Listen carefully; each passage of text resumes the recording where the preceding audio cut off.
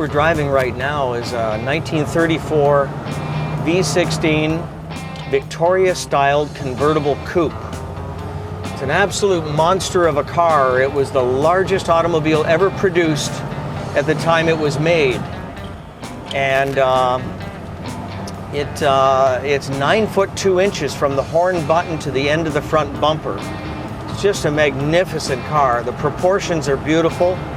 It appears in all the hardcover books on Cadillac as an example of styling and so on. And it's the centerfold of the GM book also, 75 years of transportation products. So it's very important. As they say in the hobby, it's a very important car. It has an AM Delco radio, which was a pretty big deal to have a radio in a car at that time. There were houses that didn't have a radio.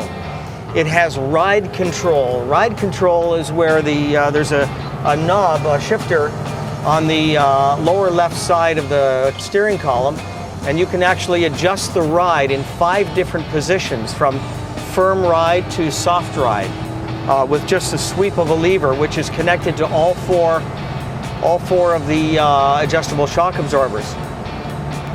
Synchro mesh transmission, which was a Cadillac invention in 1927, and of course the V16 engine, which was introduced in 1930.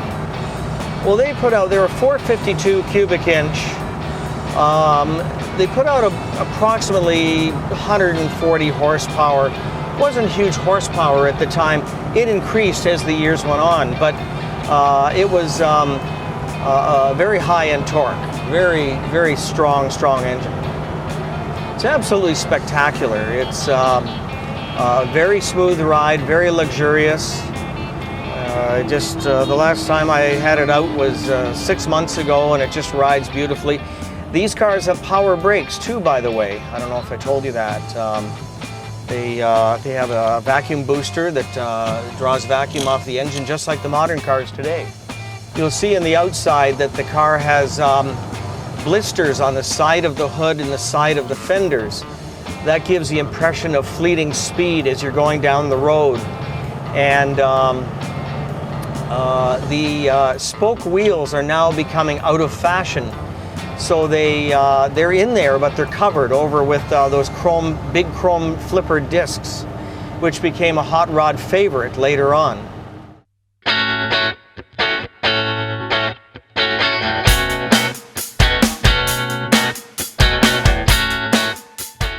Wow, very nice interior. I wasn't expecting the 2 or 3 tone interior. I was expecting an all beige or all black polyvinyl chloride interior. And it's actually quite smart. The saddle brown and the the sort of a tan color. It's quite nice. All trimmed in the bright metal and so on. I like that. Let's take it for a spin. So I have to tell you, we've had 7 Escalades. However, I have not driven a Cadillac car any newer than a 2001 Eldorado, which I bought new. So 2001 Eldorado is the newest car that I've bought, or that I've driven. Very good looking dash. I always judge a car by, one of the things I judge a car by is of course the dashboard and how good looking it is. And I don't know if these cars will they're certainly lasting longer. Mechanically, they're lasting longer because of the better oils, better fuels, better alloys in the engines and that type of thing. And yeah, I feel that you could drive this car for a long period of time and not get fatigued driving it, because it's comfortable and quiet and responsive. Final summary on this, I'm really impressed. The handling is outstanding, it's quiet, it's very easy to drive.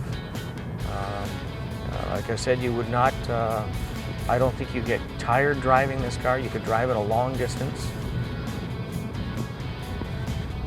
Track's nice and straight and true. Very nice, just outstanding. I found it comfortable, and the seat and the steering wheel isn't even adjusted for me. Yeah. So I'm impressed. It's quite nice.